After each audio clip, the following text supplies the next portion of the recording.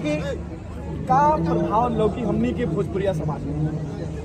देखिए ward council का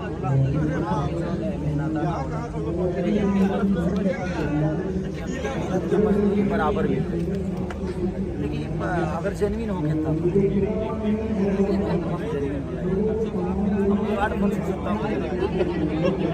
लेकिन कुछ MH1 जो MH1 से हमारे काफ़ी रिलेशन बा, अभी फॉरवर्ड है मैंने जैसे हमारे सबके दिल से धन्यवाद बाकी कम से कम ये लोग अपने माध्यम से सब कलाकारों को एक साथ लोगों को दिखाते हैं। ये खुशी है हमारे लिए, क्योंकि हम बहुत कम ऐसे एक दूसरे से मिल पाते हैं। तो यही एक जरिया होता है कि हम एक दूसरे के साथ रह लेते हैं, एक दूसरे के दुख सुख पूछ लेते हैं।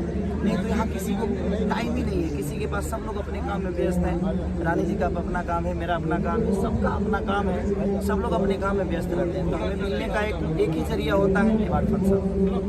तो लेकिन मैं चाहता हूँ कि मैं भोजपुरी से एक अपील करना चाहता हूँ कि जेन्युइन वार्ड हो और सबके लिए हो, और जो हकदार हो उसी को मिले।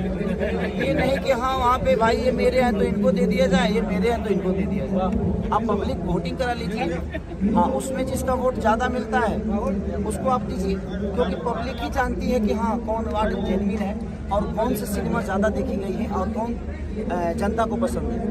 तो अगर उनसे आप पोलिंग करा कर करेंगे तो शायद मुझे लगता है कि वो ज़्यादा बेस्ट होगा, क्योंकि उसमें किसी का दबाव नहीं होगा कि हाँ ये मेरे हैं तो इनको दे दो, उसको दे दो, इनको दे दो।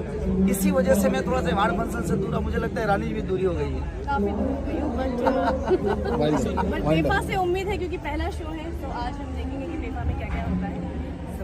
आपको तो सबसे बड़ा अवार्ड मिलना चाहिए, क्योंकि आपने भोजपुरी को शुरुआत की है, आपने शुरुआत की है। प्यार बना रहे हैं। इन्होंने पहला गिट्टी, हमारे भोजपुरी में पहला गिट्टी और सीमेंट और अलकतरा अगर बोला जाए भोजपुरी के रोड के लिए, तो मनोज भैया ने और रानी जी ने शुरुआत की थी।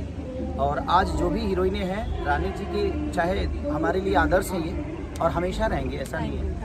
और रानी जी का एक योगदान हमारे भोजपुरी इंडस्ट्री के लिए बहुत बड़ा है, क्योंकि इन्होंने दोबारा अगर लोगों को काम करने का मौका मिला, हीरोइनों को चांस मिला, तो रानी जी का बहुत बड़ा योगदान है। और हम जैसे कलाकारों को अगर हीरो बनने का चांस मिला तो उसमें मनोज भैया का बहुत बड़ा योगदान है। नहीं, आप सब टैलेंटेड हैं, जितने भी हमारे इंडस्ट्री के स्टार हैं उनमें टैलेंट था, इसलिए वो आगे हैं। और आप बहुत ही टैलेंटेड हैं, हमेशा अपनी टैलेंट की कदर करते हैं। मेरे हमेशा से आप मोस्ट फेवरेट डांसर हैं एज ए को एक्टर। Thank you. भैया रंगवा दिक्कत है।